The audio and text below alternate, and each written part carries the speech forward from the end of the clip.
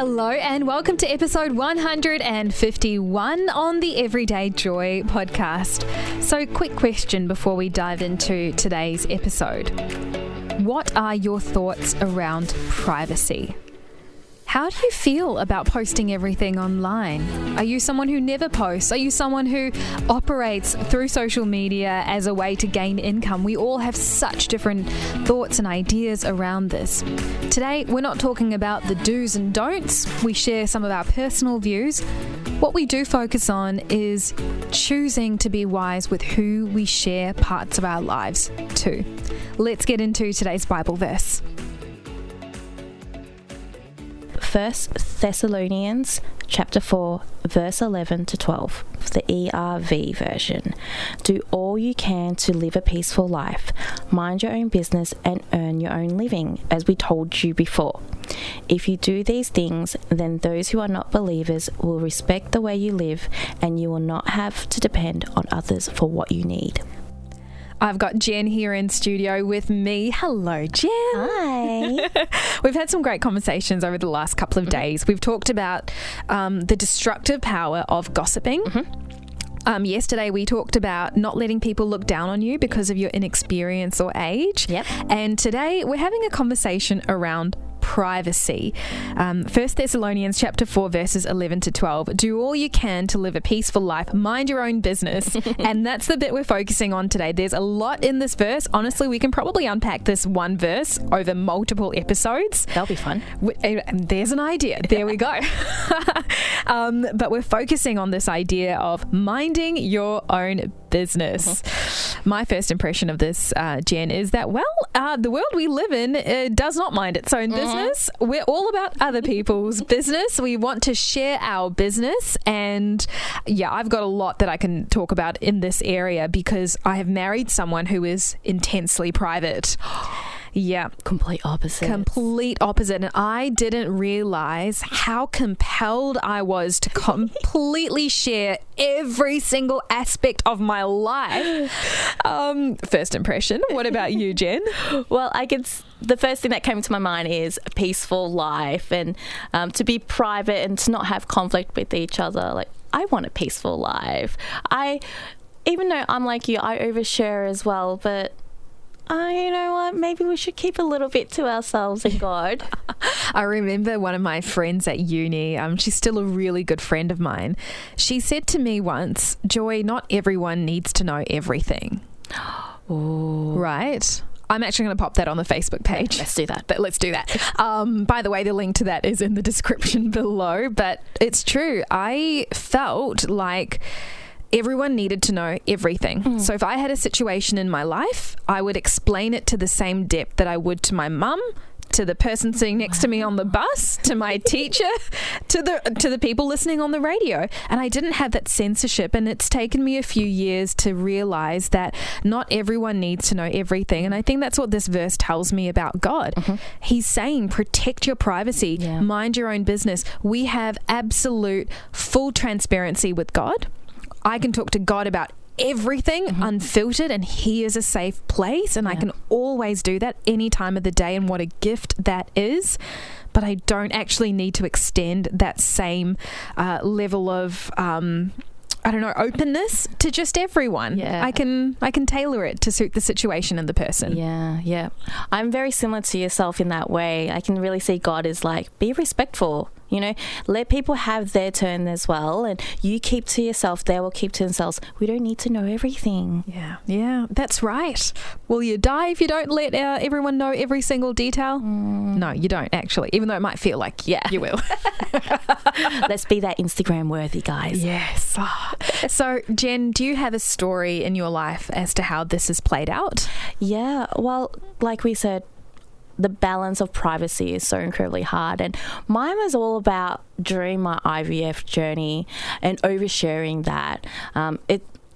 Going through the IVF journey was incredibly hard, and I shared this in an earlier episode. But during that time, I wanted people to pray for me because it was all miracles. I needed a miracle to happen, and in the back of my mind, I was like, but who do I tell? Because if it worked, I will tell them it worked, that their prayers worked. but then they'll know I'm pregnant. But then that will clash with the taboo of early pregnancy announcements. So I didn't know what to do. I asked God though. Yeah. And God, he didn't say anything. He didn't need to say anything. He's God. But he actually put a prayer in my aunt's heart. And she prayed for me. But it wasn't until we told her, we're going through IVF, she goes, I kind of knew. God told me to pray for you. See, God had it. God was there. That's such an incredible nugget of wisdom that you've shared, Jen, because here's the thing, God brought someone to you to share that part of your life with.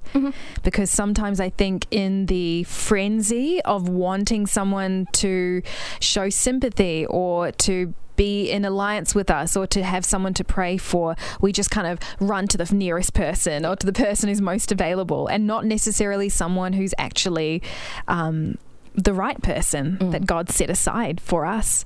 So my story with this one, I think, Jen, is the fact that minding your own business doesn't happen by accident.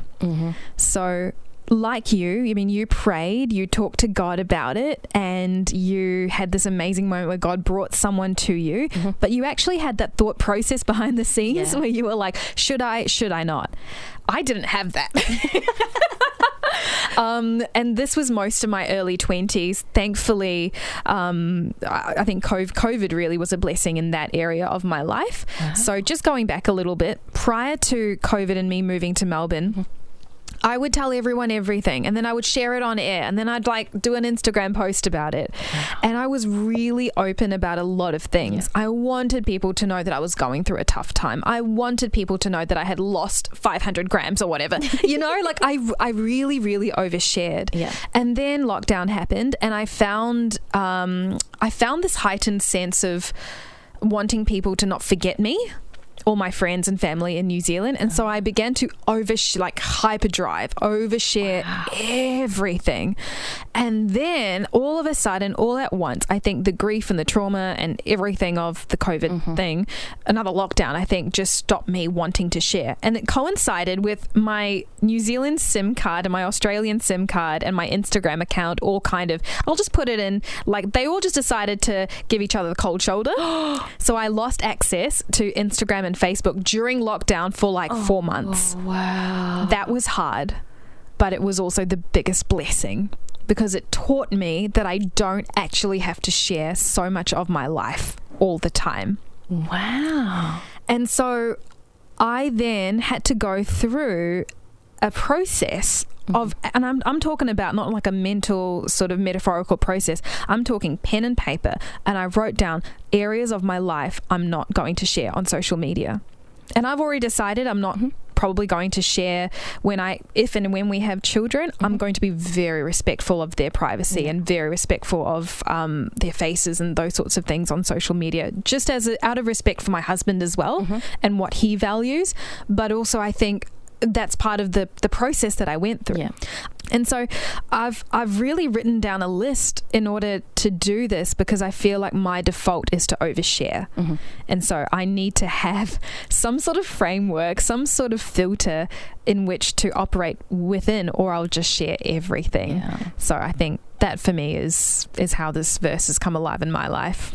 Oh, I love that. It's so cool that you actually have something practical, something in your hands that you can go, yes, this is what I've agreed with myself. And it's for you and it's for your husband as well and for your family. And it's a great way to separate that. Yeah. And I think God's really knowing in this. He's saying, do all you can to live a peaceful life, mind your own business, earn your own living. As we told you before, if you do these things, then those who are not believers will respect the way you live and you will not have to depend on others for what you need.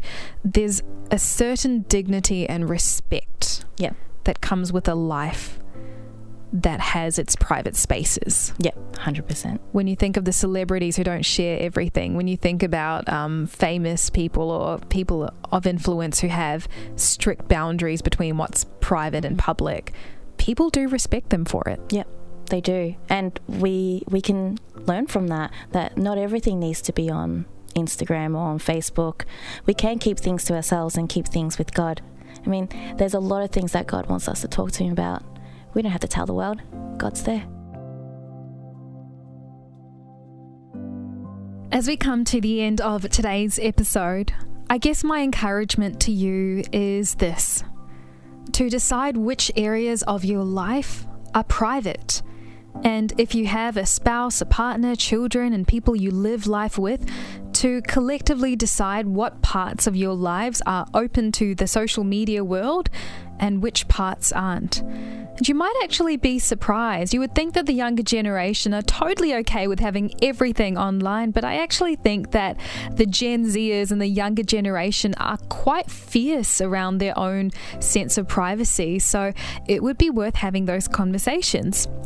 The other thing that I'd encourage you to do is to really take to heart who you go to with the inmost details of your life. I remember once someone saying to me, "Joy, run to the throne and not the phone." I often have to remind myself of this. I have to say, Joy, before you call up this person, before you go tell that person, have you actually gone to God first? Because oftentimes that sort of meets that need of mine to share it with someone. And also, if God's my first person that I go to, I kind of I can get all of it out without fear of being misinterpreted, without the fear of having things come across in the wrong way. There's just complete safety in that space, and you don't get that with most people. So that's something for you to consider as well. And an area that you can grow in your life. Start talking to God more. Start telling Him more about how you feel and what's going on. And you may find that this safe place does wonders for you. And you have to rely less on other people listening to you and giving their opinions on things. It's a pretty nuanced topic, and I'm excited that we have cracked into this. As we come to the end of today's episode, I'd encourage you to share this podcast with your friends and family, to give us a 5-star written review, and of course to tune in tomorrow for another episode.